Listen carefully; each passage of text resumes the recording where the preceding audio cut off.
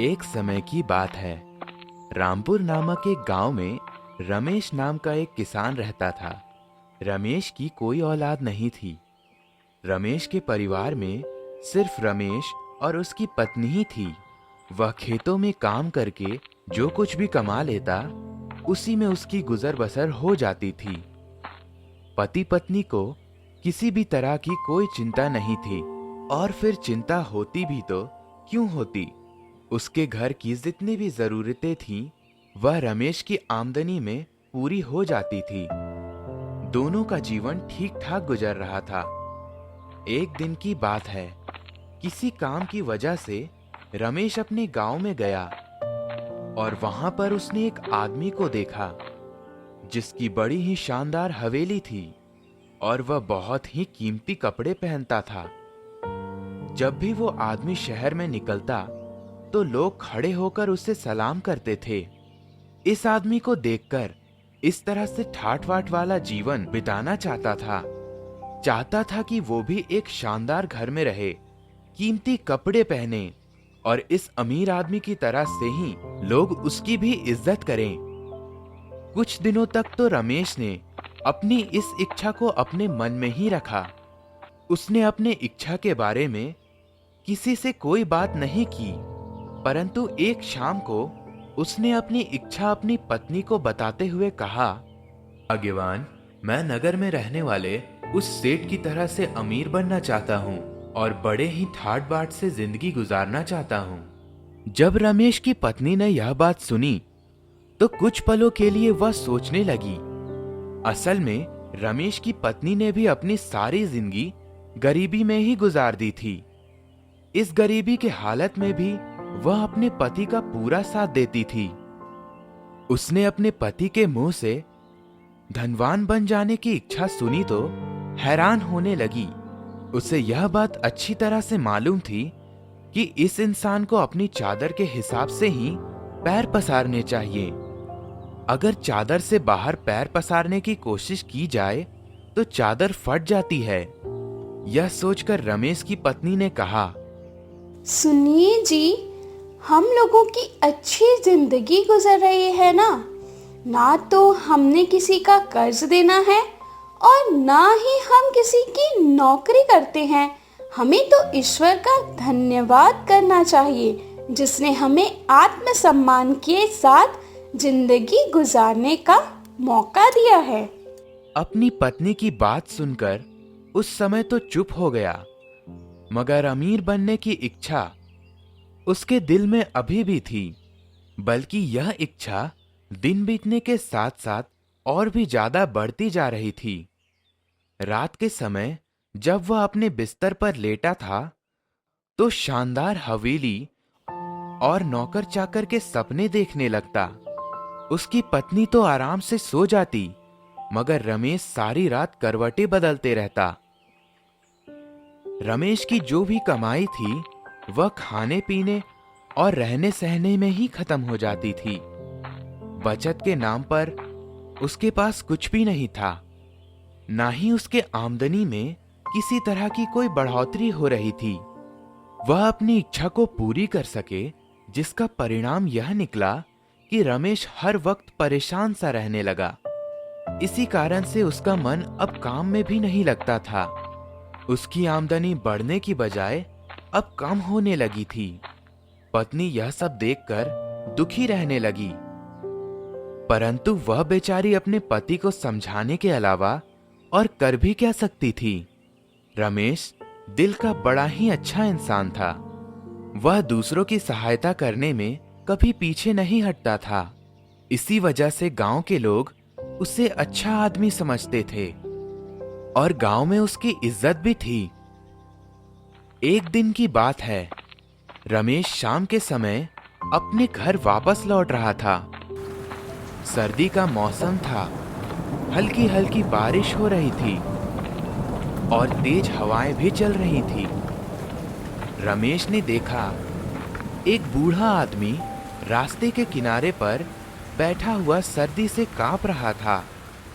जब उस बूढ़े आदमी की हालत देखी तो रमेश ने दिल ही दिल में उस बूढ़े आदमी की सहायता करने का फैसला किया। उस बूढ़े आदमी के पास गया। उससे बात करने पर रमेश को पता चला कि वह बूढ़ा आदमी बहुत ही गरीब है। वह किसी दूसरे गांव का रहने वाला है और उस गांव का सफर करने के लिए निकला है। गर्म कपड़े उसके पास नहीं है। उसके गांव तक पहुंचने में उस बूढ़े आदमी को काफी समय लगना था और साथ ही साथ वह कई दिनों से भूखा भी था। रमेश को उस बूढ़े आदमी पर दया आ गई। वह उसे लेकर अपने घर चला आया। रमेश ने उस बूढ़े आदमी को खाना खिलाया, उसे अपने घर में शरण दी। रात रमेश के घर में ही गुजारी। सुबह के समय जब वह बूढ़ा बाबा वापस जाने को तैयार हुआ तो रमेश कहने लगा, ए नेक दिल इंसान, तूने मेरी बहुत सहायता की है। मैं इस समय तो तुम्हारे इस उपकार का बदला नहीं चुका सकता, लेकिन मैं अगली पूर्णमासी की रात को तुम्हारे घर पर आऊंगा और उस समय तुम्हें एक ऐसी चीज देकर जाऊंगा जो तुम्हारे हालात बिल्कुल बदल देगी। यह कहकर बूढ़ा वहां से चला गया। बूढ़े के चले जाने के बाद रमेश पूर्णमासी की रात का बड़ी ही बेसब्री से इंतजार करने लगा। कुछ दिन बीतने और अगली पूर्णमासी की रात से एक दिन पहले रमेश के दरवाजे पर किसी ने दस्तक दी। रमेश ने जब दरवाजा खोला तो उसके सामने दरवाजे पर वही बूढ़ा आदमी खड़ा था। उस बूढ़े आदमी के हाथ में एक पिंजरा था जिसमें एक तोता बंद था। बूढ़े आदमी ने वह पिंजरा रमेश को दिखाते हुए कहा, ए नेक दिल इंसान, तूने मेरी बहुत ही सहायता की है। ए भले आदमी, तुमने जो उस दिन मुझ पर उपकार किया था उसी का बदला चुकाने के लिए मैं यह तोता तुम्हारे लिए लाया हूँ। तुम इसे अपने पास रख लो। रमेश कहने लगा, बूढ़े बाबा, भला मैं इस तोते का क्या करूंगा? मेरा तो खुद का ही गुजारा बड़ी मुश्किल से चलता है। भला इस तोते को मैं क्या खिलाऊंगा और क्या पिलाऊंगा? यह कहते हुए रमेश मायूस हो गया। तब वह बूढ़ा आदमी कहने लगा, अरे भाई, तुम क्या जानो कि यह तोता कितने कमाल की चीज है। हर पूर्णमासी की रात को इस तोते के पंख सोने के हो जाते हैं। बस जब भी इसके पंख सोने के हो जाएंगे, बस तुम इसके कुछ पंख निकाल लेना और फिर इस तोते को पिंजरे से निकालकर आजाद कर देना। फिर जब तुम उन पंखों को बाजार में बेचोगे तो बेशुमार दौलत के आदमी बन जाओगे। परंतु एक शर्त है कि तुम्हें पूर्णमासी की रात को आधी रात तक जागते रहना होगा। अगर तुम सो गए तो फिर इस तोता का कोई फायदा नहीं है। इसके पंख सोने में नहीं बदलेंगे। तोता की यह खूबी सुनी तो वह मन ही मन सोचने लगा कि यह तोता अवश्य ही मेरे सपनों को पूरा कर सकता है। यह सोचकर उसने तुरंत पिंजरा लेने के लिए हाथ आगे बढ़ा दिया और उसने बूढ़े बाबा का बहुत ही धन्यवाद किया। अगले ही पल वह बूढ़ा आदमी वहां से चलता बना, मगर जाते जाते वह यह कहकर गया, खबरदार, तोता की यह बात किसी को मालूम ना हो। बूढ़े आदमी की उस बात को अपने पल्ले से बांध लिया और बहुत ही खुशी खुशी वह तोता का पिंजरा लेकर अपने घर के अंदर आ गया। हालांकि बूढ़ा बाबा ने तोता की यह बात किसी और को बताने से मना किया था, लेकिन रमेश की पत्नी के बार बार पूछने पर रमेश ने उससे सारी घटना विस्तार पूर्वक और सच सच बता दी। साथ ही रमेश ने अपनी पत्नी से यह वचन भी ले लिया कि वह यह बात किसी अन्य आदमी को नहीं बताएगी। इसके बाद जब रात हुई तो दोनों उस पिंजरे के पास बैठ गए। वे दोनों आधी रात होने का इंतजार करने लगे, मगर जब आधी रात होने में कुछ ही समय बचा था, दोनों पति पत्नी की आंख लग गई। वह दोनों सो गए। जब दोनों की नींद खुली तब सुबह हो चुकी थी। दोनों पति पत्नी बहुत ही पछताने लगे, मगर अब हो भी क्या सकता था। उन्होंने तोता को दाना खिलाया और अपने अपने कामों में लग गए। कुछ दिन इसी तरह से बीते। एक बार फिर से पूर्णमासी की रात आ गई।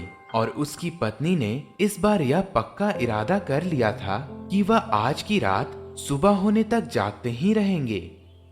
आधी रात होने से कुछ देर पहले ही दोनों की आंख लग गई। अगली पूर्णमासी की रात भी इसी तरह से बीत गई।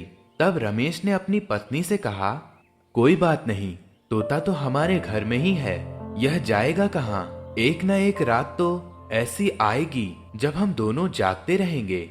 रमेश की पत्नी वैसे तो बहुत ही अक्लमंद और समझदार थी, लेकिन उसमें एक कमजोरी थी। वह किसी बात को ज्यादा दिन तक छुपाकर नहीं रख सकती थी। एक दिन रमेश की पत्नी ने अपने सहेली को यह राज की बात बता दी। सहेली ने यह बात अपने पति को बताई।